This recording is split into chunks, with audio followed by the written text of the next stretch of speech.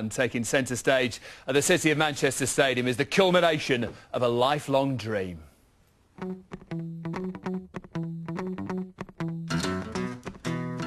This is the great City of Manchester Stadium, home of my beloved football team,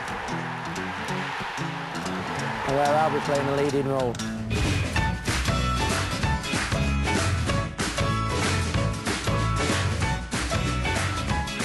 This is where the real fans come for the games, and on fight night these stands will be packed.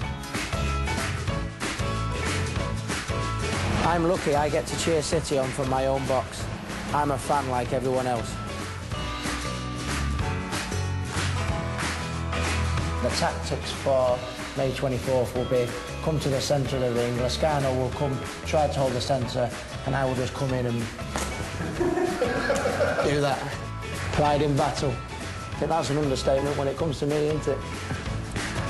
Please keep off the grass. Try and keep me off the grass come May 24th. Knocking out Juan Lazcano here will be a real dream come true.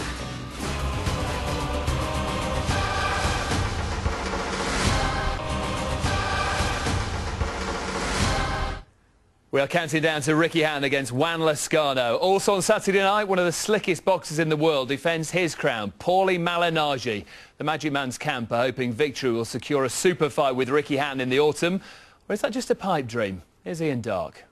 In about 4 seconds, a teacher will begin to speak. I think very deep. He puffs on a pipe, his calmness personified, and understands fighters. Paulie Malignaggi's trainer, Buddy McGirt, is one of the best in the business. To have a guy like that talking to you in the corner, to have a guy like that talking to you in the gym, it's only a blessing. It's only a positive. So when you have the time to speak to him and you have the time to work with him like I do, it only helps you, and it has helped me in many ways. Paulie, you know, is a good student. He's always willing to learn. And if he feels he doesn't have something down pat, he'll stay in the gym until he feels like he has it. I have to kick him out.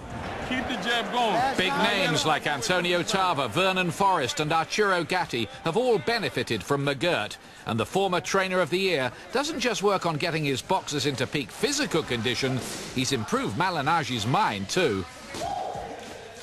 He's working more on the mental aspect of it and staying calm, you know, not to get so excited. Just Buddy's basically taught me, hey, we have 12 rounds, we have time in camp to work on things. Let's chill out. You know, the skills are all there. Let's work on it little by little. We'll put the package together. He pretty much has everything, you know, but you just got to always try to add a little more and sharpen up the rest. McGirt is a former two-weight world champion who fought the best around in the early 90s, including the great Pernell Whitaker. And he believes being an ex-fighter gives him an advantage. I've been in certain situations in training and in the fight that the fighters face, so you're able to relate to what they're going through.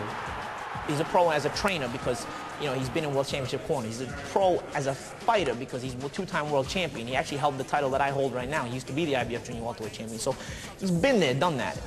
With meticulous preparations finished in McGirt's Florida headquarters, the team have arrived in England confident of a repeat victory against former champion Lovamore Endo. I know he's going to be more prepared than he was the last time. I expect it to be a very tough fight, but I expect Paulie to win. How important is he to Paulie Malignaggi? I think any time a brilliant former two-time world boxing champion comes into your camp as trainer, especially one that could box the same way that Buddy McGirt could, has got to give you a confidence. And he's a brilliant boxer, so the Malignaggi skills that were there will have been polished, there's no doubt about that, and he'll have taught him to throw combinations just a little bit more craftily. But he came to work with him after the Cotto fight, and Cotto, I think the fight against Cotto, there were more positives for Malignaggi than negatives. He boxed so brilliantly and under such ferocious attacks from Cotto, but it showed how good Cotto is for a start, and but it showed how much resistance that Malignaggi has. But I think the experience that McGirt will bring to what Malignaggi showed here will only improve him as a fighter. I mean, he took so much here, he had his head fractured. And yet he kept fighting back. You can see at the end of this, his cheek is swollen.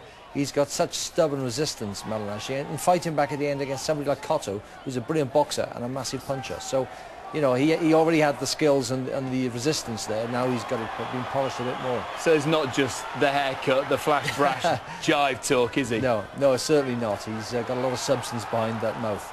And You can see it here. You've had that injury that he had. I have. Bruce Scott hit me with the right hand and fractured my eye socket, and the nerve running down the cheek deadened the skin around my face for about 4 months afterwards. Really painful injury, and to come back the way he has, he's had very bad hand injuries too. So, you know, this is a bit of a man that's been fixed back together, but he's got such confidence in his own ability. All right, now with both Matthew and Ricky Hatton in the ring on Saturday night, the Hattons are a family at war, but that's not where the fierce rivalry stops. Ricky, as the world knows, is an ardent Man City fan. You may not know it, but his brother is a lifelong Manchester United supporter. And Matthew is hoping for a magnificent Manchester double on Saturday night, following his team's European joy. I can't smile wide enough today, you know, I can't stop smiling, but what a fantastic game, you know, and the drama that unfolded in the end, absolutely fantastic. Ricky sick as a pig? I've not seen him yet today, he's just come in now and he looks a bit dog sick, so I'll go and have a quick word with him in a minute. If you can do the double with yourself on the ring on Saturday night, you'll never forget this, will you? Yeah, it's going to be, forget the double, it's going to be the treble, you know, United doing the business. I'm confident I'm going to win my fight, and obviously Ricky's going to do the business as well, so it's going to be a fantastic weekend and it can't come quick enough for me.